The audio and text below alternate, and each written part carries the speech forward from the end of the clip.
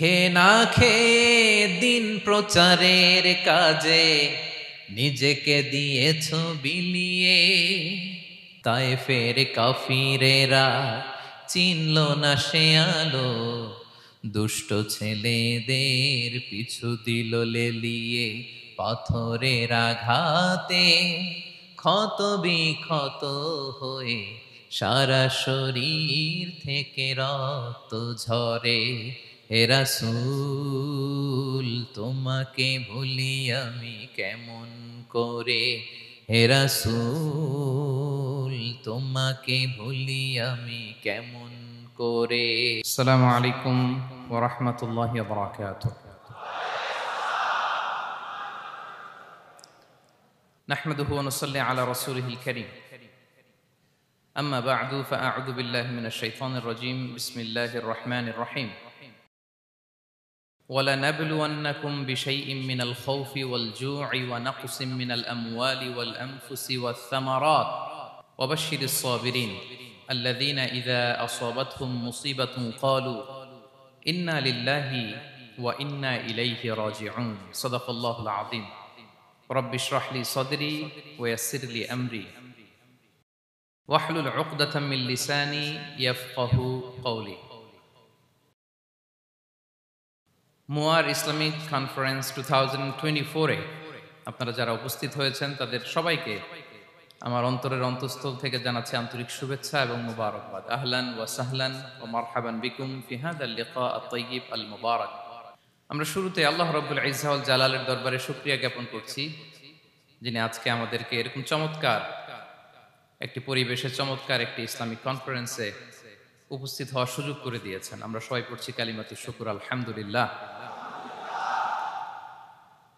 আল্লাহ রাব্বুল ইজ্জা ওয়াল জালালের দরবারে শুকরিয়া জ্ঞাপনের পাশাপাশি আমি আজকের প্রোগ্রামের যারা অর্গানাইজিং কমিটি তাদেরকে অন্তরের অন্তঃস্থল থেকে ধন্যবাদ জানাতে চাই, এরকম চমৎকার একটি পরিবেশ, চমৎকার একটি ভেন্যুতে এই ইসলামিক কনফারেন্সের আয়োজন করবার জন্য। সম্মানিত সুধী, আমরা এই পৃথিবীতে খুব অল্প একটা সময়ের জন্য, একটা ট্রানজিট পিরিয়ড কাটানোর জন্য বেসিকলি আমরা এই পৃথিবীতে এসেছি। আমরা কি চিরকাল এই পৃথিবীতে থাকবো বলেন তো? না, একটা ট্রানজিট পিরিয়ডে আমরা এসেছি, আবার চলে যেতে হবে। এই যে আমাদের জীবন, এই জীবনের জন্য বিপদ, আপদ, পরীক্ষা, স্ট্রাগল এটা অনিবার্য, এটা হবে। বিপদ নাই, কষ্ট নাই, আপদ নাই, অনিশ্চয়তা নাই, স্ট্রাগল নাই, এমনকি কেউ আছে এখানে? কেউ কি হাত তুলে বলতে পারবেন যে হুজুর আমার জীবনে কোনো বিপদ নাই, অথবা আমার জীবনে কোনো দুঃখ নাই, কষ্ট নাই, কোনো স্ট্রাগল নাই, কোনো রিস্ক নাই? এরকম সৌভাগ্যবান কেউ আছেন এখানে? তাহলে জীবনের জন্য পরীক্ষা এটা অনস্বীকার্য, হবেই হবে পরীক্ষা। পৃথিবীর জীবনটাই এমন, এভাবেই এই লাইফকে ডিজাইন করা হয়েছে। পরীক্ষা থাকবে, এখানে বিপদ থাকবে, এগুলো উত্তীর্ণ হয়ে আপনাকে যেতে হবে। চিরসুখ চির শান্তি এটাই পৃথিবীতে হয় না। চিরসুখ এবং চিরশান্তির জায়গা হচ্ছে জান্নাত। চিরসুখ এবং চিরশান্তি কোথায়? এটা জান্নাতের বৈশিষ্ট্য। চিরসুখ চিরশান্তি, টেনশন নাই, ঝামেলা নাই, পরীক্ষা নাই, বিপদ নাই, রিস্ক নাই, স্ট্রাগল নাই, এটা হচ্ছে দ্য ফিচার্স অফ জান্নাত, জান্নাতের ফিচার। কিন্তু সমস্যা বাদে তখন যখন জান্নাতের ফিচার আমরা দুনিয়ায় খুঁজি, যেটা পাবো আমরা জান্নাতে, এটা খুঁজি কোথায়? এই তখনই সমস্যা বাদে। And this is the main problem. এটাই বড় সমস্যা। এই সমস্যার সমাধান কোথায়, এটা নিয়ে আজকে আমি কিছু কথা অ্যাড্রেস করবো ইনশাআল্লাহ। তো তাহলে আসুন শুনি জান্নাতের ফিচার কি। জান্নাতের কমন একটা ফিচার হচ্ছে জান্নাতে there will be no sickness in paradise। জান্নাতে কোনো অসুস্থতা থাকবে না, চিরসুস্থ। সুবহানাল্লাহ পড়েন। চিরসুস্থ, চির সবল, কেউ অসুস্থ হবে না জান্নাতে। জান্নাত হবে অ্যান্টি এইজিং, জান্নাতে বয়স বাড়বে না কারো, চিরযৌবনা, চিরযুবক, অ্যান্টি এজিং। আপনারা জানেন যে বর্তমান পৃথিবীতে অ্যান্টি এজিং ক্রিম পাওয়া যায় না? ক্রিম, কথা বুঝতেছেন? অ্যান্টি এজিং ক্রিম পাওয়া যায়। তারা বলে এই ক্রিম মাখলে চামড়ায় ভাঁজ পড়ে না। এটার দাম আছে কিন্তু অনেক। অ্যান্টি এজিং ক্রিম লাগায়, শ্যাম্পু ইউজ করে, অ্যান্টি এজিং অয়েল আছে, এটা দিলে নাকি চামড়ায় ভাঁজ পড়ে না। ইভেন ভারতের অনেক বড় একজন ব্যবসায়ী মুকেশ আম্বানি, নাম শুনছেন না, যে তার ছেলের বিয়ে হয়ে গেল, তো এই মুকেশ আম্বানির স্ত্রী নীতা আম্বানি, সে কিছুদিন আগে এক বটল গোল্ড ওয়াটার খেয়েছে, gold water, and its cost $60,000 $60,000 দাম এক বোতল গোল্ড ওয়াটারের। কেন? ফর অ্যান্টি এজিং, যাতে বয়সের ছাপ গালে না থাকে।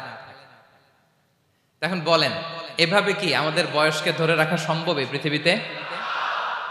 সম্ভব না, কারণ এই ফিচারটা দুনিয়ার ফিচার না, এটা জান্নাতের ফিচার। সুবহানাল্লাহ পড়েন। তাহলে জান্নাতে কেউ অসুস্থ হবে না, জান্নাত হবে চির যৌবন, চির যৌবনা, ওখানে আমরা যুবক থাকবো, প্রত্যেকে 33 বছরের যুবক যুবতী হয়ে জান্নাতে ঢুকবো। বিষ্ণু ইসলাম বলেন, আহলুল জান্নাতি জুরদা ওয়া মুরদা ওয়া আবনাউ সালাসিন ওয়া সালাসিন, জান্নাতে যারা যাবে শুভ্র দাড়িবিহীন, প্রত্যেকে হবে 33 বছর বয়সের। ওই যে 33 বছর বয়সে একবার ঢুকলেন, আর বয়স বাড়বে না, ওইটাই চিরকাল ওই বয়স পাবেন। জান্নাতের আরেকটা ফিচার হচ্ছে নো ফ্রাস্ট্রেশন, কোনো চিন্তা নাই, দুশ্চিন্তা নাই, হাইপার টেনশন নাই, সজীব প্রাণবন্ত। সুবহানাল্লাহ। জান্নাতের আরেকটা ফিচার হচ্ছে there is no expiry date in জান্নাত। এক্সপায়ারি ডেট আছে? জান্নাতে যে ঢুকবো 7 দিনের জন্য চেক ইন, নাকি চেক ইন কয় দিনের জন্য? 7 দিন, 10 দিন পরে চেক আউট করে ফেলবে, এরকম না, নো এক্সপায়ারি ডেট, আজীবন। একবার এন্ট্রি পেলে বের হওয়ার টেনশন নাই। আল্লাহু আকবার। তাহলে no expiry date, rather it's eternal, আজীবন থাকবেন, খালিদিনা ফিহা, চিরকাল থাকবেন। এবং জান্নাতের সবচাইতে গুরুত্বপূর্ণ ফিচার হচ্ছে there will be no death in জান্নাত। জান্নাতে আপনার আর মৃত্যু হবে না, মৃত্যুর বিদায় হবে, তার মানে আপনি অমর হবেন। তাহলে আপনি চির সুস্থ, চির সবল হবেন জান্নাতে, চির যুবক থাকবেন, প্রাণবন্ত থাকবেন, আপনি অমর হবেন, আপনি জান্নাতে মরবেন না।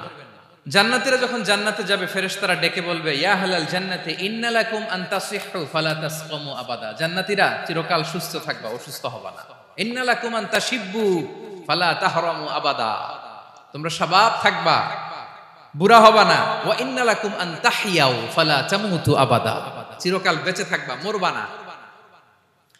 এবং সেদিন জান্নাতে মৃত্যু দেয়া হবে, মৃত্যু দেয়া হবে। ইউতাল মাউতু বিকাবশিন আমলাহ, একটা ছাগলের আকৃতিতে মৃত্যুকে আনা হবে। ফায়ুযবাহুল মাউত, মৃত্যুকে জবাই দেয়া হবে। এবার জান্নাতীরা তাকিয়ে থাকবে, ফেরেশতারা বলবে, ইয়া আহলাল জান্নাতি খুলুদুন ফালা মাউত, হে জান্নাতীরা চিরকাল এই জান্নাতে থাকবে। তাহলে জান্নাতের ফিচার পাইছেন? এখন কোন বোকা যদি এই ফিচার দুনিয়ায় খোঁজে, পাবে? পাবে না, কারণ দুনিয়ার ফিচার আলাদা। দুনিয়ার ফিচার কি? এই দুনিয়াতে বিপদ আসবে, কষ্ট আছে দুনিয়াতে, হতাশা আছে, ভয় আছে, অসুস্থতা আছে, বার্ধক্য আছে, এবং এই দুনিয়ার একটা এক্সপায়ারি ডেট আছে না? দ্য ডে ইউ ডাই, যেদিন আপনি মারা যাবেন, এটা আপনার এক্সপায়ারি ডেট, চলে যেতে হবে, চলে যেতে হবে। এই পৃথিবীতে মৃত্যুর অস্তিত্ব আছে, সবকিছু থমকে দিয়ে, আপনাকে চমকে দিয়ে মৃত্যু চলে আসবে, ঠিক কিনা বলেন? তাহলে এগুলো হচ্ছে দুনিয়ার ফিচার। এই দুনিয়াতে বিপদ আপদ, কষ্ট, ঝুঁকি, স্ট্রাগল, বার্ধক্য, অসুস্থতা, এগুলো নিয়ে আমাদেরকে টিকে থাকতে হয়। এটা দুনিয়ার ফিচার, মিলায় ফেললে হবে না। জান্নাতের ফিচার একটা, দুনিয়ার ফিচার আরেকটা। দুনিয়াতে কষ্ট থাকবে, বিপদ আপদ থাকবে। এই দুনিয়ার ফিচারটা আল্লাহ তাআলা কোরআনের একটা আয়াতে খুব চমৎকার ভাবে উল্লেখ করেছেন, সেটা দিয়েই আমি আলোচনা শুরু করেছি। আল্লাহ তাআলা ইরশাদ করছেন, ওয়ালা নাবলুওয়ান্নাকুম বিশাইইম মিনাল খাউফি ওয়াল জুই ওয়া নাকসিম মিনাল আমওয়ালি ওয়াল আনফুসি ওয়াস সামারাত ওয়া বাশশিরিস সাবিরিন। আল্লাহ তাআলা বলছেন, অবশ্যই অবশ্যই আমি তোমাদেরকে পরীক্ষা করব, ভয় দিয়ে, ক্ষুধা দিয়ে, সম্পদের ঘাটতি দিয়ে, আতঙ্ক দিয়ে, প্রাণনাশ দিয়ে, ফল ফসলের হানি দিয়ে পরীক্ষা করব। কিন্তু এই পরীক্ষায় যারা উত্তীর্ণ হবে, যারা সবর ইখতিয়ার করবে, ওয়াবাশশিরিস সাবিরিন, ধৈর্যশীলদের জন্যই হচ্ছে সুসংবাদ। আলহামদুলিল্লাহ পড়ে। তাহলে সম্মানিত সুধী, আমরা বুঝতে পারলাম এই পৃথিবীর ফিচার হচ্ছে এখানে বিপদ থাকবে, বিপদ ছাড়া কেউ থাকবে না। স্ট্রাগল থাকবে, কষ্ট থাকবে, ঝুঁকি থাকবে, রিস্ক থাকবে, এবং নানা ধরনের বিপদ আপদ দিয়ে আল্লাহ তাআলা আমাদেরকে পরীক্ষা করবেন। এটা মাস্ট, এটা আমাদের মাইন্ডসেটে নিয়ে নিতে হবে। মাইন্ডসেটে এটা ক্লিয়ার থাকতে হবে। চিরসুখ চিরশান্তি এই দুনিয়াতে মিলবে, কোথায় মিলবে তাহলে? এটা তাহলে বিপদ আসবেই, আপদ আসবেই, পরীক্ষা থাকবেই আমাদের জীবনে। তবে ইন্টারেস্টিংলি মজার বিষয় হচ্ছে পরীক্ষাটা এক একজনের এক এক রকম। পুরো পৃথিবীটা একটা পরীক্ষা ক্ষেত্র, কিন্তু কারো প্রশ্নপত্রের সাথে কারো প্রশ্নপত্রের কোনো মিল নাই। সুবহানাল্লাহ। আমার পরীক্ষা একরকম, আপনার পরীক্ষা আরেক রকম, ওই ভাইয়ের পরীক্ষা আরেক রকম, ওনারটা আরেক রকম। সবাই পরীক্ষার্থী, সবাই পরীক্ষার্থী, কিন্তু কারো প্রশ্নপত্রের সাথে কারো প্রশ্নপত্রের কোনো মিল নাই। কারোর জন্য পরীক্ষা হচ্ছে সে খুব অসুস্থ, প্রচন্ড অসুস্থতা, তার জন্য পরীক্ষা। ক্যান্সারের রোগী, দুরারোগ্য ব্যাধি, ডক্টর বলছে 4th স্টেজে চলে আসছে, কয়েক মাস বাঁচতে পারে, এটা তার জন্য পরীক্ষা। আবার কারো দেখবেন যে খুব একটা অসুস্থতা নাই, অসুস্থতার ঝামেলা নাই, কিন্তু তার দারিদ্রতা আছে, তার আর্থিক অনটন, এটা তার জন্য পরীক্ষা। আবার কারো দেখবেন অসুস্থতাও নাই, দারিদ্রতাও নাই, তার দাম্পত্য জীবনের সমস্যা আছে না নাই? অনেকের দেখবেন এগুলো কোনোটাই সমস্যা না, তার ছেলে কথা শোনে না, মাদকাসক্ত। আহা, মাদকাসক্ত, রিহ্যাবে পাঠায়, আবার আসে, আবার গাঁজা খাওয়া শুরু করে, আছে না নাই বলেন? দেখেন তার পরীক্ষাটা আবার আলাদা। অনেকের দেখবেন মেয়ে বাবার কথা শোনে না। আবার অনেকের দেখবেন যে ব্যবসায় সমস্যা, লসের পর লস, লাভ উঠাতে পারে না। তাহলে পরীক্ষা ছাড়া, বিপদ আপদ ছাড়া দুনিয়াতে কেউ নাই, কেউ নাই প্রিয় ভাইরা। এটা আমাদের মাথায় রাখতে হবে। পরীক্ষা আপনাকে দিতেই হবে, পরীক্ষা দিয়ে দিয়েই নিজেকে প্রমাণ করতে হবে। আর এক একজনের পরীক্ষাটা এক এক রকম, কারো পরীক্ষার সাথে কারো পরীক্ষার কোনো মিল থাকবে না। তো মাঝে মাঝে আমরা এটা ভুলে যাই। আল্লাহ তাআলা কালামে পাকে রিমাইন্ডার দিয়ে আমাদেরকে স্মরণ করিয়ে দিতে চান যে এই পৃথিবীতে আসলে তোমরা এসেছো পরীক্ষা দিতে। এটাই জীবনের বড় বাস্তবতা। আমাদের জীবনে যত হতাশা, আমাদের জীবন নিয়ে যত অভিযোগ, আমাদের মনে যত কষ্ট, আমাদের হৃদয়ের ভেতরে যত অস্থিরতা, তার মূলে হচ্ছে এই সমস্যা যে আমরা ভুলেই গেছি আমরা পরীক্ষা দিতে আসছি। এটা যদি ভুলে না যান, এটা যদি আপনার মাইন্ডসেটে থাকে যে পুরো জীবনটা একটা পরীক্ষা, তাহলে দেখবেন কোনো কিছু আপনাকে কাবু করতে পারবে না। আপনি হতাশ হবেন না, জীবন নিয়ে আর অভিযোগ থাকবে না, আপনি ভেঙে পড়বেন না, সব অভিযোগ হতাশা দূর হয়ে যাবে। তার মানে বুঝতে পারলাম পরীক্ষা আপনাকে দিতেই হবে। পরীক্ষা দেয়া ছাড়া এই পৃথিবী থেকে চলে যাওয়ার কোনো চান্স বা সুযোগ আমাদের কারো নেই। সূরাতুল আনকাবুতে আল্লাহ তাআলা এই কথাটা আরো চমৎকার ভাবে বলেছেন। আল্লাহ তাআলা ইরশাদ করছেন, আহাসিবান নাসু আইয়ুতরাকু আইয়াকুলু আমান্না ওয়া হুম লা ইফতানুন ওয়ালাকাদ ফাতান্নাল্লাযীনা মিন ক্বাবলিহিম ফালা ইয়া'লামান্নাল্লাহু আল্লাযীনা সাদাকু ওয়া লা ইয়া'লামান্নাল কাযিবিন। আল্লাহ বলেন, মানুষ কি ভেবেছে সে শুধু বলবে আমি ঈমানদার আর তাকে আমি জান্নাতে ঢুকাই দিব? না, কখনো না, কোশ্চিন কালেও না। বরং পূর্ববর্তী কালে যারা পৃথিবীতে এসেছিল তাদেরকে আমি পরীক্ষা নিয়েছি, পরীক্ষা করেছি, এবং তাকেও ঈমানের প্রশ্নে সে সত্যবাদী না মিথ্যাবাদী পরীক্ষা দিয়ে দিয়ে নিজেকে প্রমাণ করতে হবে। ঠিক কিনা বলেন? পরীক্ষা দিয়ে আপনাকে প্রমাণ করতে হবে। এবং এই পরীক্ষার ব্যাপারটা, এটা যে শুধু আমরা সাধারণ মানুষ আমাদের জীবনে দুঃখ বিপদ পরীক্ষা, এমনটা না। এই পৃথিবীর সবচাইতে শ্রেষ্ঠ মানুষ যারা ছিলেন তাদেরকে আল্লাহ পরীক্ষা নিয়েছেন। বলেন তো এই পৃথিবীতে সবচাইতে শ্রেষ্ঠতম মানুষ কারা? সবচাইতে শ্রেষ্ঠ ভালো মানুষ কারা ছিল পৃথিবীতে? বলেন তো নবীরা। আওয়াজ করে বলেন তো কারা? তো বলেন তো নবীদের জীবনে পরীক্ষা ছিল কি ছিল না? হ্যাঁ ছিল। বেশি না কম? বিষ্ণু ইসলামকে জিজ্ঞাসা করা হলো, আইয়ুন নাসি আশাদ্দু বালাআন ইয়া রাসূলুল্লাহ, হে আল্লাহর রাসূল, এই পৃথিবীতে কাদের জীবনে পরীক্ষা বেশি? বিষ্ণু ইসলাম বললেন, আল আম্বিয়া, নবীদের জীবনে। আল আম্বিয়া সুম্মাল আমসাল ফাল আমসাল, সবচাইতে জীবনে পরীক্ষার সম্মুখীন সবচাইতে বেশি হয়েছেন নবীরা। তারপরে নবীদের পরবর্তী অবস্থান যাদের, সিদ্দিকিন যারা, সোহাদা যারা, সলিহিন যারা, আল্লাহওয়ালা যারা, তাদের জীবনে পরীক্ষা বেশি। ইউবতালার রাজুলু আলা হাসাবি দীনি, ব্যক্তির দিনদারি যত বেশি তার জীবনে আল্লাহর পরীক্ষাও তত বেশি। আপনি আল্লাহওয়ালা হবেন, আপনার জীবনে পরীক্ষাও অনেক বেশি। এজন্য ইমানদার হওয়া যেমনি মর্যাদার, ইমানদারের জীবনে পরীক্ষাও হবে অনেক বেশি। এবং পরীক্ষা যত বড়, খেয়াল রাখতে হবে, মন খারাপ করার কোনো সুযোগ নেই। পরীক্ষা যার জীবনে যত বড়, সেটাতে সফল হতে পারলে ওটার প্রতিদানও বড়। পরীক্ষা যত বড়, এটাতে সাকসেস হইতে পারলে এটার রিওয়ার্ডও তত বড়। বিষ্ণু ইসা ইসলাম বলেন, ইযামুল জাযাই মাআ ইযামিল বালা, বালা যত বড়, জাযাও তত বড়, প্রতিদানও তত বড়। আপনারা নবীদের জীবনে যদি খেয়াল করেন, দেখবেন যেই নবীর জীবনে পরীক্ষা যত বেশি, সেই নবীর জীবনে সফলতাও তত বেশি। সাইয়েদনা ইব্রাহিম আলাইহিস সালামের কথাটা একটু খেয়াল করেন তো, বলেন তো ওনার জীবনে পরীক্ষা কেমন ছিল, বেশি না কম? ওনার জীবনের পরীক্ষা থেকেই তো আমরা এই শব্দটা ব্যবহার করি, আমরা বলি অগ্নি পরীক্ষা। কি বলি? মানে আগুনে নিক্ষেপ করা হয়েছে সাইয়েদনা ইব্রাহিম আলাইহিস সালামকে, তাও স্বাভাবিকভাবে না, উলঙ্গ করে, ন্যাকেট করে ওনাকে অপমানিত করবার জন্য ওনার গায়ের জামা কাপড় খুলে উলঙ্গ অবস্থায় আল্লাহর খলিল সাইয়েদনা ইব্রাহিম আলাইহিস সালামকে অগ্নিকুণ্ডে নিক্ষেপ করা হয়েছিল। এরকম এক্সপেরিয়েন্স এই অডিটোরিয়ামের ভেতরে আমাদের কখনো হয়েছে? তাইলে সাধারণ মানুষের জীবনের পরীক্ষা আর নবীদের জীবনের পরীক্ষার মধ্যে পার্থক্য আছে না নাই? ওই পরীক্ষায় উনি পাশ করে ফেললেন। ৮৬ বছর পর্যন্ত আল্লাহর কাছে দোয়া করলেন, আল্লাহ আমাকে একটা নেককার সন্তান দাও। আল্লাহ সন্তান দেয় না। ৮৬ বছর পরে আল্লাহ তাআলা সাইয়েদনা ইব্রাহিম আলাইহিস সালাম এবং হাজারের ঘরকে উজালা করে সন্তান দিলেন। সাইয়েদনা ইসমাঈল আলাইহিস সালাম পৃথিবীতে আসলেন কত বছর বয়সে? ৮৬ বছর বয়সের এখানে কেউ আছেন? হ্যাঁ, আছি আমরা? কেউ নাই। ৮৬ বছর বয়সে প্রথম সন্তান পেয়েছে।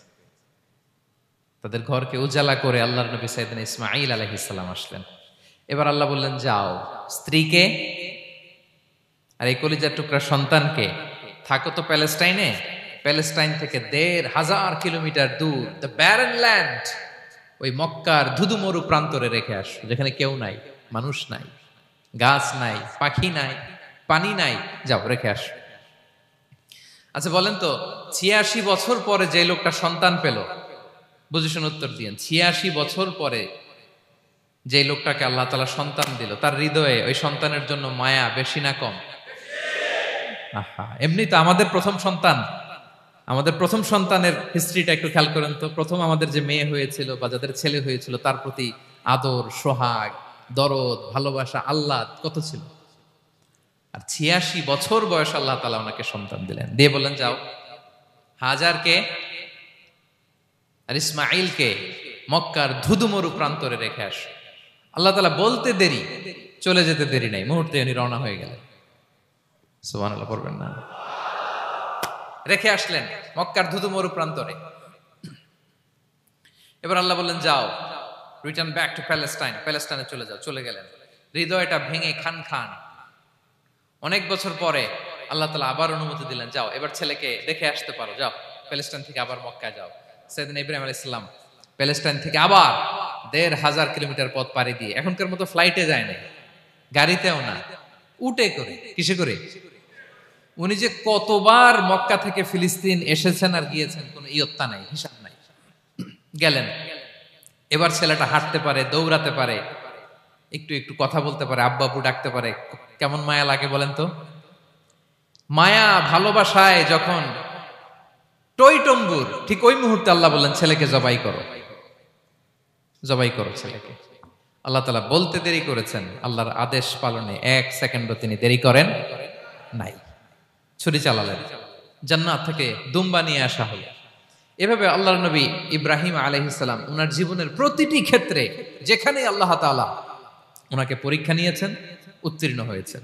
এবং দেখেন ওনাকে আল্লাহ তাআলা কি উপহার দিলেন, আল্লাহ তাআলা ওনাকে খলিলুল্লাহ উপাধি দিলেন, আল্লাহর বন্ধু। সুবহানাল্লাহ বলেন।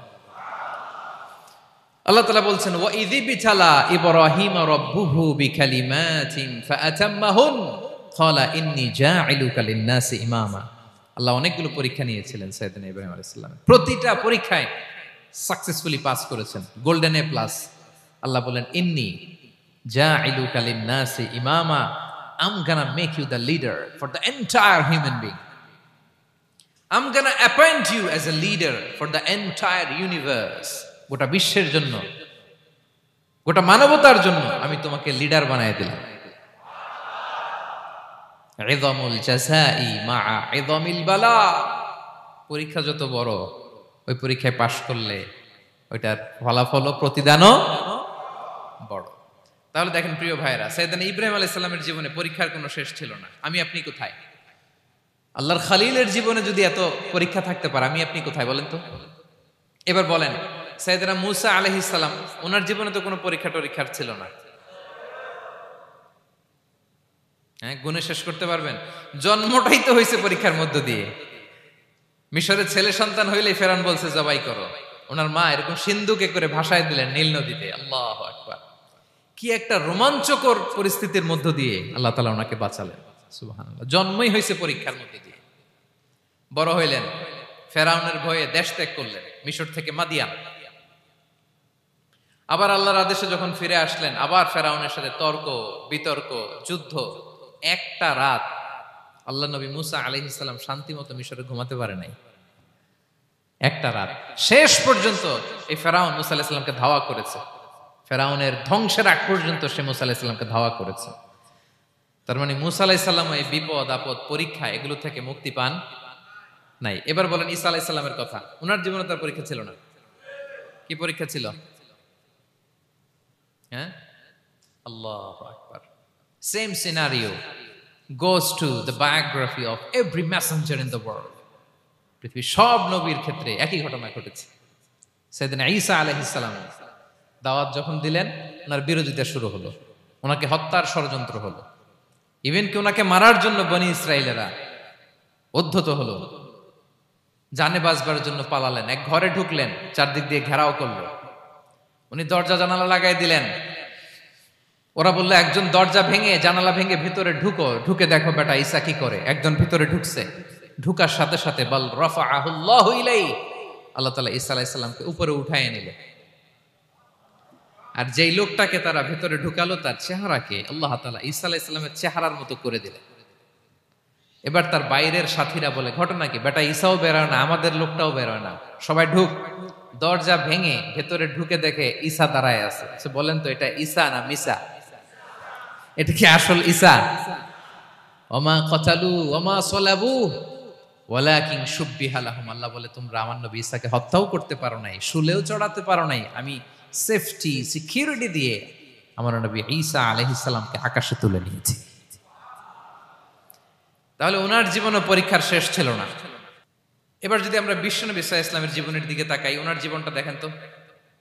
আমাদের পেয়ারা নবী বিশ্বনবী মুহাম্মদুর রাসূলুল্লাহ সাল্লাল্লাহু আলাইহি ওয়াসাল্লাম, ওনার জীবনে কি স্ট্রাগল ছিল? স্ট্রাগল। মাক্কি জীবনের কথা যদি একটু খেয়াল করেন, দেখেন তো 3 বছর শিয়াবে আবি তালেবে জেল খেটেছেন, না খেয়েছিলেন। ওনার বংশের লোকেরা প্রথমে ছাগল খেয়েছে, ছাগলগুলো যখন শেষ, ছাগলের চামড়াগুলো শুকিয়ে ওইটা খাইছে। গাছের পাতা ছাল এগুলো খেয়ে খাবারের অভাবে বেহুশ হয়ে পড়ে থাকতো তারা। না খেয়ে কয়দিন ছিলেন আপনি? আমি কয়দিন ছিলাম না খেয়ে? মনেই তো পড়ে না, না খেয়েছিলাম কিনা কোনোদিন। এ হচ্ছে মাক্কি জীবন। মেন্টালি প্রেসার দেয়া হয়েছে। বিশ্বনবীর চাচা আবু লাহাব, তার 2 ছেলে উতবা আর উতাইবা, এদের সাথে বিয়ে দিয়েছিলেন 2 মেয়ের। যখন দাওয়াত দেওয়া শুরু করলেন, 2 মেয়েকে ডিভোর্স দিয়ে দিল। দেখেন, একটা বাবার জন্য প্রাপ্তবয়স্কা মেয়েকে যখন উঠায় নেয়ার আগে ডিভোর্স দেয়, তার মানসিক অবস্থাটা কেমন থাকে বলেন? মেন্টালি প্রেসারাইজ করা হয়েছে, ফিজিক্যালি হ্যারাস করা হয়েছে। বিষ্ণু সাল্লাল্লাহু আলাইহি ওয়াসাল্লাম যখন নামাজে দাঁড়াতেন, উটের পচা নারী ভুঁড়ি বিষ্ণুনবীর কাঁধে চাপিয়ে দেওয়া হতো। আপনার জীবনে এরকম ঘটছে কখনো? আপনি নামাজ পড়তেছেন, উটের পচা নারী ভুঁড়ি আপনার কাঁধে চাপিয়ে দেওয়া হয়েছে। কয়দিন হয়েছে এরকম? কয়দিন হয়েছে? হ্যাঁ, তারপরে তো আলহামদুলিল্লাহ বেরোয় না মুখ দিয়ে।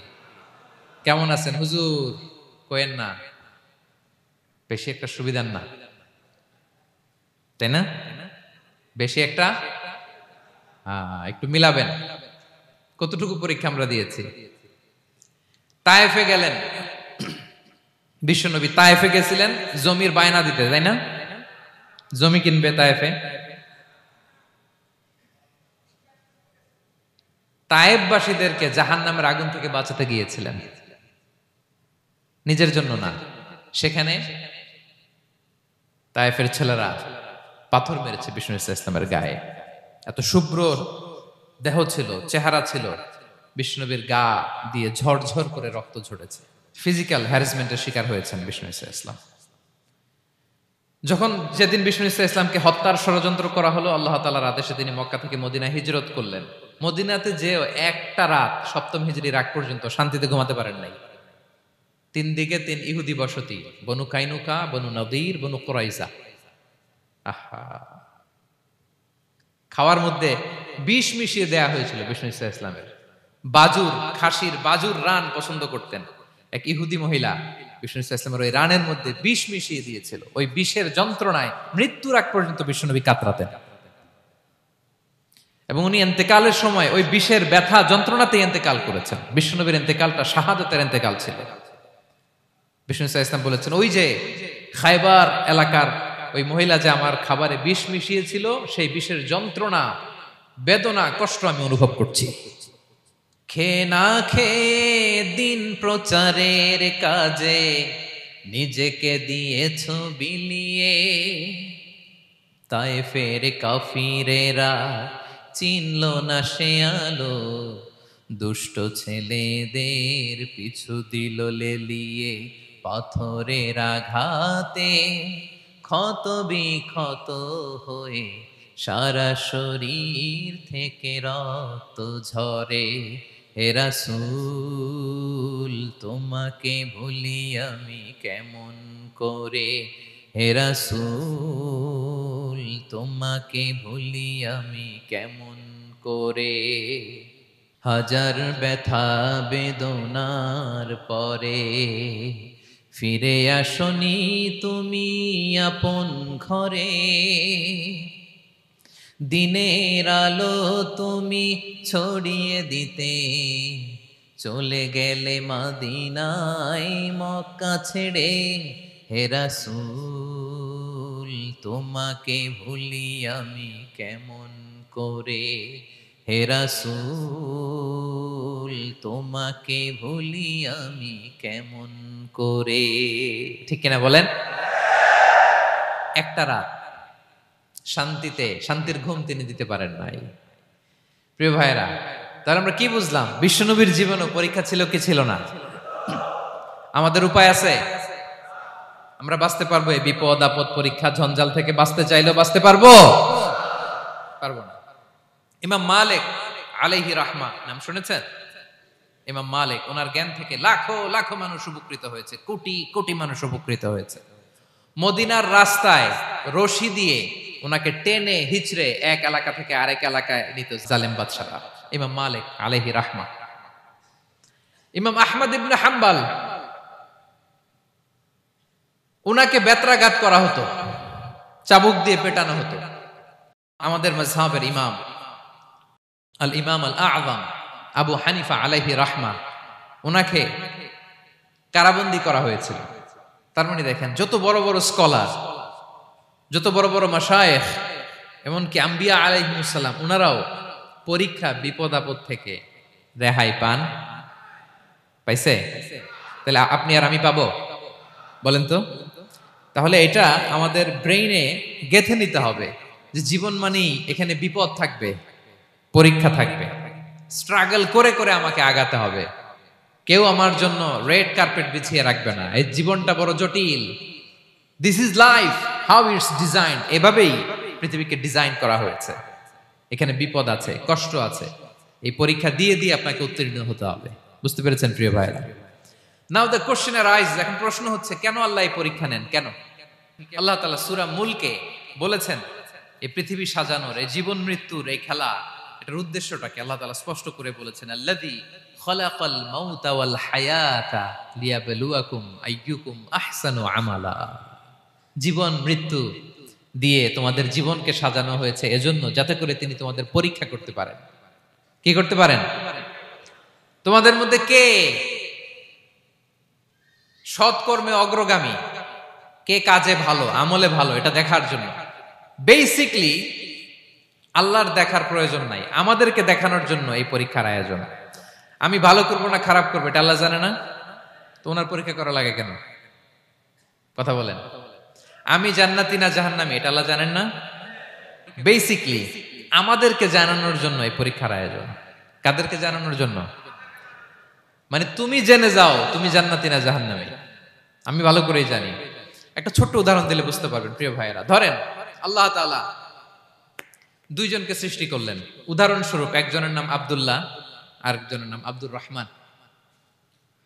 সৃষ্টির পরে আব্দুল্লাহকে বললেন, আব্দুল্লাহ আমি জানি তুমি পৃথিবীতে 50 বছর হায়াত পাইতা, খুব ভালো কাজ করতে, তুমি দুনিয়াতে অনেক ভালো কাজ করতে, এটা আমি আগেই জানি, আমার অসীম জ্ঞান বলে আমি আগে থেকেই জানি। তো যাও, তোমার এইমাত্র সৃষ্টি করলাম, যাও তুমি জান্নাতে ঢুকে যাও, কারণ আমি জানি তুমি জান্নাতি হবে। আচ্ছা, আর আব্দুর রহমান তুমি পৃথিবীতে খুব খারাপ কাজ করতে, এটা আমি জানতাম, তোমারে পাঠাইলে খারাপ কাজ করবা, তুমি সীমালঙ্ঘন করবা, অন্যায় করবা, অপরাধ করবা, তুমি জাহান্নামী হবা, যাও। যেহেতু আমি জানি পরীক্ষার আর দরকার নেই, তোমারে জাহান্নাম দিয়ে দিলাম, যাও ঢুকে যাও। আব্দুল্লাহ ঠিকই জান্নাতে ঢুকে যাবে, আব্দুর রহমান কি ঢুকবে? ঢুকবে। সে বলবে, আল্লাহ এইমাত্র আমারে বানাইলেন, এইমাত্র আপনি আমাকে সৃষ্টি করলেন, সৃষ্টি করেই বলতেছেন তুমি জাহান্নামে যাও, আর বলতেছেন আমি জানি দুনিয়াতে পাঠালে তুমি খারাপ কাজ করবা, তুমি জাহান্নামী হবা, পাঠানোর আর কি দরকার, আগে থেকে জাহান্নামে যাও। আল্লাহ আপনি জানলে জানতে পারেন, আমি তো জানি না। ঠিক কিনা বলেন? সে বলবে, না আল্লাহ আপনি ভুল বলতেছেন, এই দুনিয়াতে পাঠাইলে আমি খুব ভালো কাজ করতাম, আমি সীমা লঙ্ঘন করতাম না, নামাজ পড়তাম, রোজা রাখতাম, হজ করতাম, যাকাত দিতাম, সাদাকা করতাম, চ্যারিটি করতাম, জনকল্যাণকর সব ভালো কাজগুলো আল্লাহ আমি করতাম।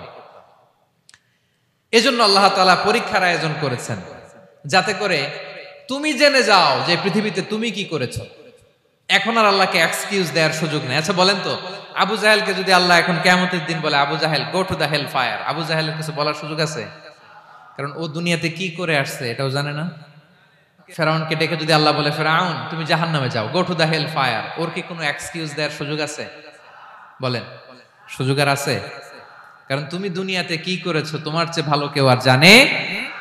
তা পৃথিবীতে এই পরীক্ষার এই আয়োজনের সবচাইতে বড় উদ্দেশ্য হচ্ছে যাতে করে আমরা দেখে যাই যে আমরা কি কাজ করছি। কেউ যখন পরীক্ষা দেয় প্রিয় ভাইরা, ওই পরীক্ষায় কত পাবে তার একটা হিসাব আছে না? বলেন, আপনি গণিত পরীক্ষা দিয়ে আসছেন, যে 100তে 100 পাবে সে বলতে পারে আমার সব অঙ্ক হয়েছে, ঠিক কিনা বলেন? আর যে লাড্ডু গুড্ডু বুঝছেন তো, কিছুই পারে নাই, ঘোড়ার ডিম, তারও একটা হিসাব আছে যে সে কিছুই লিখে আসতে পারে নাই। তাই পৃথিবীতে এই পরীক্ষার আয়োজনের প্রধানতম কারণ হচ্ছে যাতে করে আমরা বুঝে যেতে পারি যে আমরা কোথায় যাব, জান্নাতে না জাহান্নামে। প্রিয় সুধী, এ পর্যায়ে আমরা জানবো এই যে পরীক্ষা আল্লাহ তাআলা নিচ্ছেন আমাদেরকে, এই পরীক্ষায় সফল হওয়ার মূল মন্ত্র কি। কোরআনে বিভিন্ন আয়াতে এই পরীক্ষার কথা বলা হয়েছে এবং এই পরীক্ষার সফলতার মূল মন্ত্রও কোরআনে ঘোষিত হয়েছে। আলহামদুলিল্লাহ বলেন। যে আয়াত দিয়ে আমি শুরু করেছি, এই আয়াতে আল্লাহ তাআলা বলেছেন, ওয়াবাশশিরিস সাবিরিন, নবী হে ধৈর্যশীলদেরকে আপনি সুসংবাদ দিন, ধৈর্যশীলদেরকে সুসংবাদ দিন। তার মানে বিপদে ধৈর্য ধারণ করতে হবে প্রিয় ভাইরা। ইন্নামাস সাবরু ইনদা সাদামাতিল উলা, বিপদে আমরা অনেক সময় প্যানিক হয়ে যাই, অস্থির হয়ে যাই, কি করব, হতাশ না। মুমিনরা হতাশ হয় না, ধৈর্য ধারণ করে। কি করে? কি করে?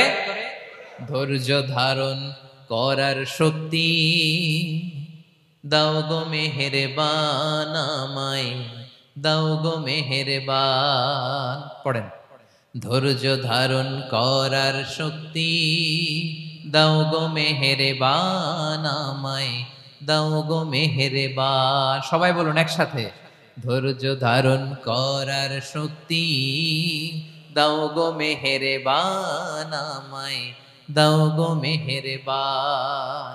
বুকের ভেতর ব্যথার নদী বইছে অবিরাম, বইছে বইছে অবিরাম। পড়ুন, ধৈর্য ধারণ করার শক্তি দাও গো মেহেরবান, আমায় দাও গো মেহেরবান। পড়েন আমিন। আল্লাহ যেন বিপদে আমাদেরকে ধৈর্য ধারণ করার তৌফিক দান করে। প্রিয় ভাইয়েরা, ধৈর্য এটা এমন একটা গাছ যে গাছের সারা গায়ে কাটা, কিন্তু এই গাছের ফলটা বড় সুস্বাদু।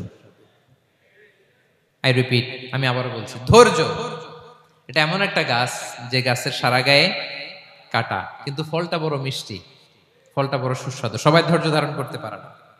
বিষ্ণু ইসলামকে আল্লাহ তাআলা নানা সময় আশ্বস্ত করেছেন, সান্ত্বনা দিয়েছেন, আর ধৈর্যের বাণী শুনিয়েছেন। আল্লাহ বলেন, ফাসবির কামা সবারা উলুল আজমি মিনার রসুল।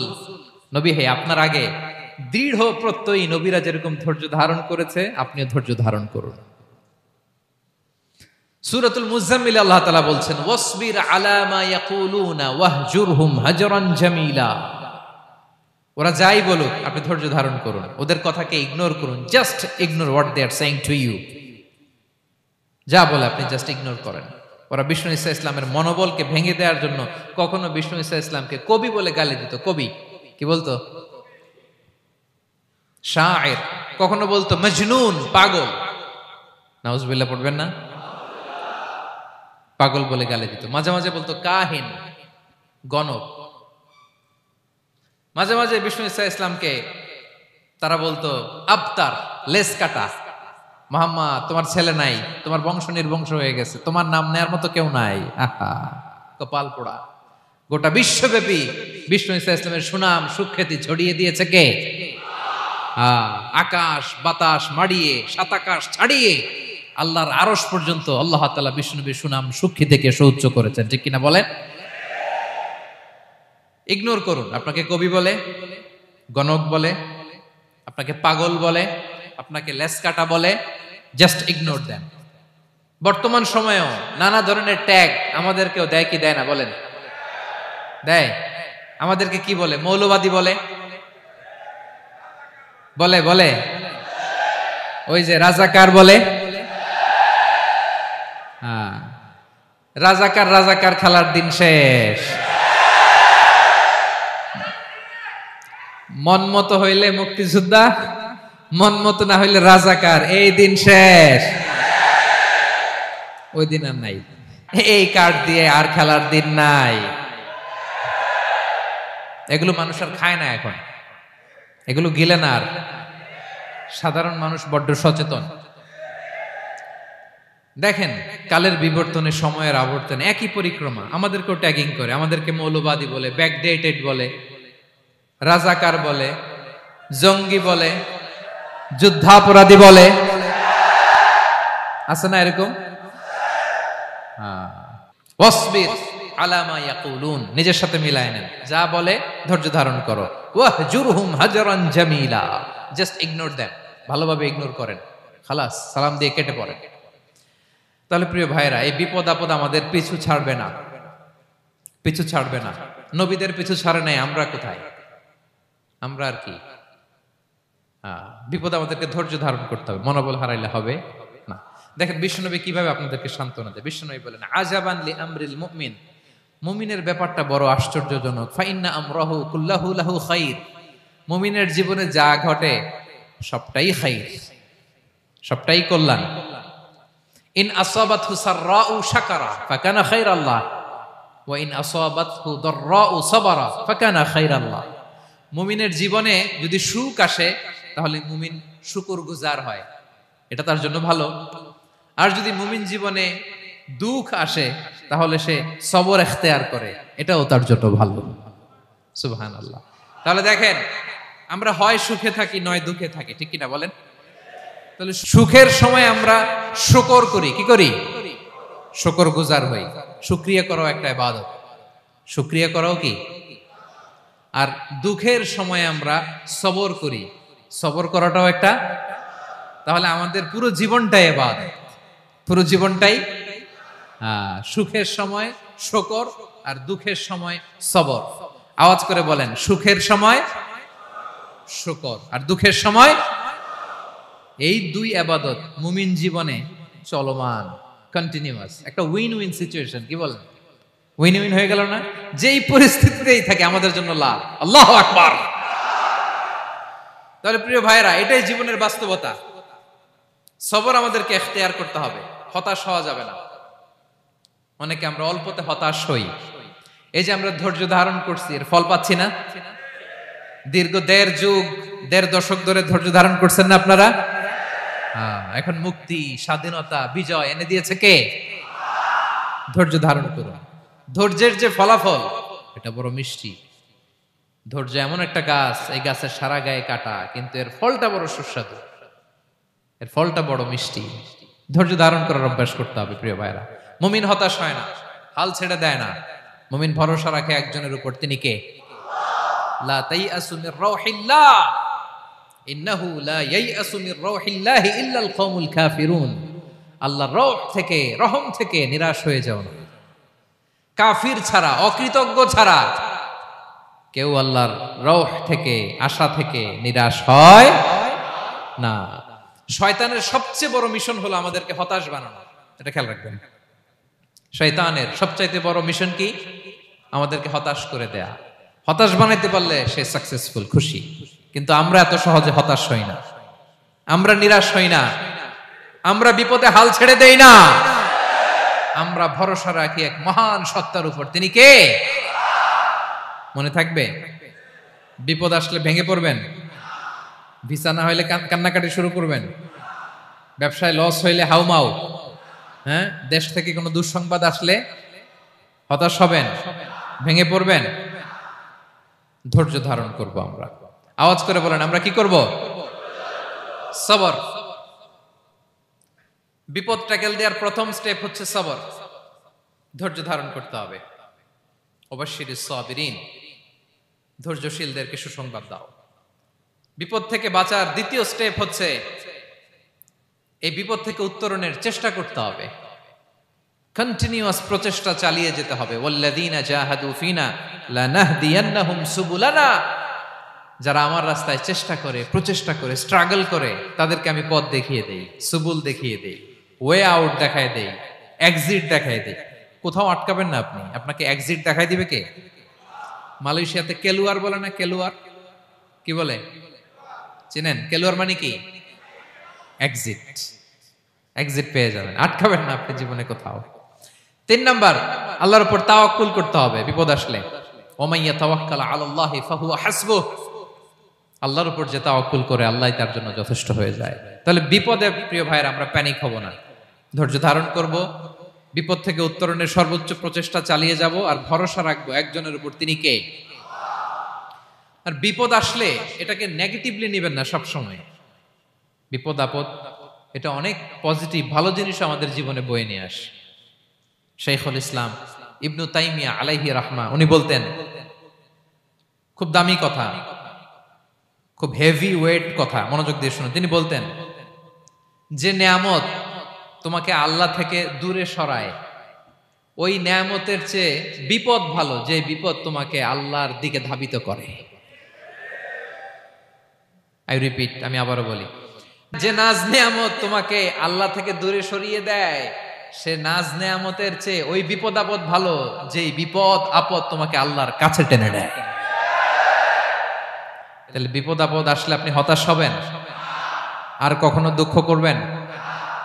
মোয়ারের ভাইয়েরা, আর মন খারাপ করবেন? আপনি খেয়াল করে দেখেন, বিপদ আসলে আমরা আল্লাহরে ডাকি বেশি। যখন অসুস্থ আপনি খেয়াল করেন তো, আল্লাহ আল্লাহ তুমি ছাড়া বাঁচানোর কেউ নাই, আল্লাহ আল্লাহ তুমি হেফাজত করো, আল্লাহ তুমি সুস্থ করে দাও। যখন লাইফ থ্রেট, দেখেন আপনি গুম হয়ে যেতে পারেন, আপনার কারাবন্দী করতে পারে, এরকম একটা বিপদের মধ্যে আছেন, তখন খেয়াল করেন তো আল্লাহর সাথে আপনার কানেক্টিভিটি, রিলেশনশিপটা কতটা ডেভেলপ হয়। কারণ বিপদে পড়লে আমরা আল্লাহরে ডাকি বেশি। তাহলে বিপদ আপদেরও কিছু পজিটিভ সাইড বা দিক আমাদের জীবনে আছে না নাই?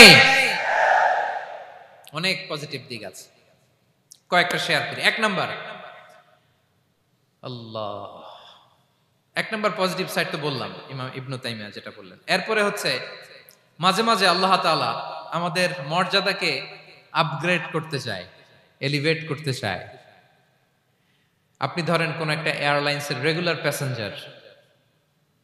প্যাসেঞ্জার টিকিট কাটেন, মাঝে মাঝে হঠাৎ করে দেখবেন কাউন্টারে গেলে তারা বলে you are upgraded to business class অথবা you are upgraded to first class. যেহেতু রেগুলার প্যাসেঞ্জার, অনেক মাইলস জমা হয়েছে, আপগ্রেড করে দেয়। আল্লাহ তাআলা মাঝে মাঝে চায় তিনি আমাদের মর্যাদাকে, র্যাঙ্ক এটাকে আপগ্রেড করবেন, কিন্তু আমার যে আমল আখলাকের অবস্থা ওইটা দিয়ে ওই আপগ্রেড র্যাঙ্কে যাওয়ার সুযোগ নাই। বুঝতেছেন কথা? আল্লাহ চায় আমার লেভেল একটু আপ করতে, কিন্তু আমার আমলের যে অবস্থা এতে আমি ওখানে যাই না। তখন আল্লাহ কিছু বিপদ আপদ দিয়ে, পরীক্ষা দিয়ে বান্দাকে টেস্ট করে। ওই পরীক্ষায় যদি উত্তীর্ণ হন, সাথে সাথে আল্লাহ তাআলা আপনার লেভেল বা র্যাঙ্ক আপগ্রেড করে দেয়। সুবহানাল্লাহ পড়বেন না? তাহলে লাভ না লস? আওয়াজ করে বলেন, লাভ না লস? মুমিন জীবনের সব লাভ। যত বিপদ আপদ আপনাকে স্পর্শ করে প্রতিটাতেই আপনার জন্য কল্যাণ। বিষ্ণু ইসলাম বলেন, মা ইউসিবুল মুসলিমা মিন নাসাবিন ওয়ালা ওয়াসাবিন ওয়ালা হাম্মিন ওয়ালা হুজনিন ওয়ালা আযান ওয়ালা গাম্মিন হাত্তা শাওকাতি ইউশাকুহা ইল্লা কাফারাল্লাহু বিহা খাতায়া। আপনার জীবনে যত দুঃখ, যত যন্ত্রণা, যত টেনশন, যত অ্যাংজাইটি, যত ইনজুরি, এমনকি গোলাপ ফুল পাড়তে যে ওখানে যে কাটা বাঁধছে, বরই খেতে যে বরই গাছে ওঠার পর যে একটা কাটা বিঁধছে আপনার হাতে, এর কারণে আল্লাহ তাআলা আপনার গুনাহ মাফ করে দেয়। সুবহানাল্লাহ। তাহলে বিপদ আপদ দিয়ে আল্লাহ বান্দার মর্যাদাকে আপগ্রেড করে। বিপদ আপদে ফেলে আল্লাহ তাআলা বান্দার পাপ মোচন করে। বিপদ আপদ দিয়ে আল্লাহ তাআলা বান্দার শাস্তি মওকুফ করে। এমন পাপ করছেন এটার জন্য শাস্তি বরাদ্দ হয়ে গেছে, কিন্তু আল্লাহ তাআলা ওই শাস্তি থেকে মাঝে মাঝে আপনাকে বাঁচাতে চায়, তখন কিছু বিপদ দিয়ে বান্দারে পরীক্ষা করে। উত্তীর্ণ হলেই আল্লাহ তাআলা ওই শাস্তিকে মওকুফ করে দেয়। তাহলে আসুন সামারি করি, পুরো আলোচনাটার সামারি করি। এক নম্বর সামারি হচ্ছে বিপদ আপদ, পরীক্ষা, স্ট্রাগল, কষ্ট, এটা সুন্নাতুল্লাহি ফিদ দুনিয়া। এই দুনিয়ায় আল্লাহর সুন্নাত, এর বাইরে কেউ যেতে পারে না, ইভেন নট দ্য মেসেঞ্জার্স, নবীরাও না। আজকের আলোচনায় শুনছেন না নবীদের জীবন দিয়ে কি গেছে, ups and downs, test and trial, নবীরাও না।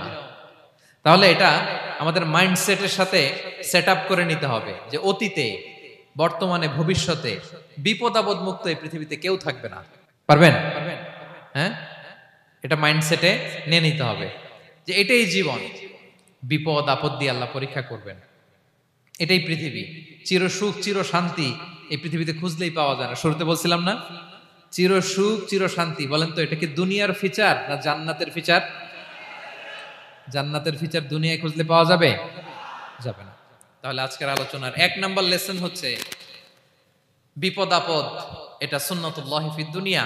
এই দুনিয়া আল্লাহর সুন্নাত, এটা থেকে মুক্তি পাওয়ার কোনো সুযোগ নাই, নবীরাও পায় নাই। দুই নাম্বার লেসন, বাঁচার যেহেতু সুযোগ নাই, we have to face it with patience, intellect and tawakkul. বিপদে অস্থির হওয়া যাবে না, এটাকে ফেস করতে হবে উইথ পেশেন্স, ধৈর্যের সাথে। বিপদ আমরা মোকাবেলা করব কিসের সাথে? ধৈর্য। প্যানিক হবেন না, অস্থির হবেন না, ধৈর্য ধারণ করবেন উইথ ইন্টেলেক্ট। আল্লাহর দেয়া আপনার ইন্টেলেক্ট খাটিয়ে এই বিপদ উত্তরণের সর্বান্তকরণের চেষ্টা প্রচেষ্টা আপনার চালায় যেতে হবে। আর সবশেষে আত-তাওয়াক্কুল আলাল্লাহ, ডিপেন্ডিং অন আল্লাহ, ভরসা করব কার উপর? আল্লাহর উপর। পারা যাবে তো? আচ্ছা, দুইটা লেসন গেল। তিন নাম্বার লেসন হচ্ছে আমাদের ছেলে মেয়েদেরকে we have to educate our child regarding the test and trial in this দুনিয়া।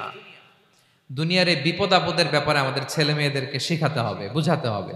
ওরা ছোট মানুষ তো, অস্থির হয়ে যায়। আব্বু আমার সাথে কেন এমন হয়?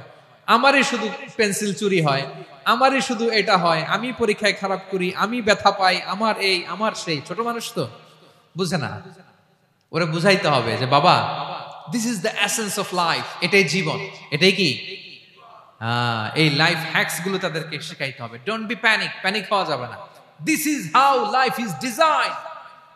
এটাই জীবন, বিপদ আপদ আসবে, এটাকে মেনে নিতে হবে, ছেলে মেয়েদেরকে শিখাইতে হবে, তাহলে তারাও প্যানিক হবে না। পারবেন তো ইনশাআল্লাহ? আচ্ছা, 4 নম্বর লেসন হচ্ছে যেটা আমরা জানলাম, এই বিপদ আপদ সবসময় আমাদের জন্য খারাপ না। সামটাইমস ইট ব্রিংস খায়ের for us if dealt properly. ঠিক মতো বিপদকে ডিল করতে পারলে এটা আসলে আমার জন্য আখেরে কল্যাণই বয়ে নিয়ে আসে। কি বলেন, তাই না? কল্যাণ বয়ে নিয়ে আসে। সব শেষ কথা হলো, আমরা যেন এই বিপদগুলোকে প্রপারলি ডিল করতে পারি, আমরা যেন সবর এখতিয়ার করতে পারি। আল্লাহর কাছে চাইতে হবে, দোয়া করতে হবে, কারণ তৌফিক দেওয়ার মালিক কে? আল্লাহর কাছে যেন আমরা কায়মনোবাক্যে প্রার্থনা করতে পারি, আল্লাহ এই বিপদকে যেন আমরা ডিল করতে পারি উইথ সাবর, উইথ ইন্টেলেক্ট, উইথ তাওয়াক্কুল। আসল হাতিয়ার হচ্ছে এটা, দোয়া। আল্লাহর কাছে চাইবেন, মনোযোগের সাথে চাইবেন, আন্তরিকতার সাথে চাইবেন। উদউল্লাহ ওয়া আনতুম মুখিনুনা বিল ইজাবা। বিষ্ণু বলেন এমন ভাবে চাও যেন তুমি অনেকটা কনফার্ম যে তোমার দোয়া আল্লাহ কবুল করবেনই, এমন ভাবে চাও। অনেকে রোবোটিক দোয়া করে। রোবোটিক দোয়া মানে দোয়ার মধ্যে প্রাণ নাই, ধ্যান নাই, মন নাই, আগ্রহ নাই, ভালোবাসা নাই, ওই দোয়া আল্লাহ কবুল করে না। মনোযোগ দিয়ে চাইতে হবে চাওয়ার মতো, তাহলে আল্লাহ তাআলার পক্ষ থেকে তৌফিক পাওয়া যাবে। পারা যাবে তো ইনশাআল্লাহ? আল্লাহ তাআলা আমাদের সবাইকে বিপদে আপদে ধৈর্য ধারণ করার তৌফিক দান করুক। নবীরা তাদের জীবনে যেভাবে স্ট্রাগল, আপস এন্ড ডাউনস, বিপদগুলোকে, টেস্ট এন্ড ট্রায়ালগুলোকে ডিল করেছে, আমরা যেন সেভাবে ডিল করতে পারি। আল্লাহ তৌফিক দান করুক।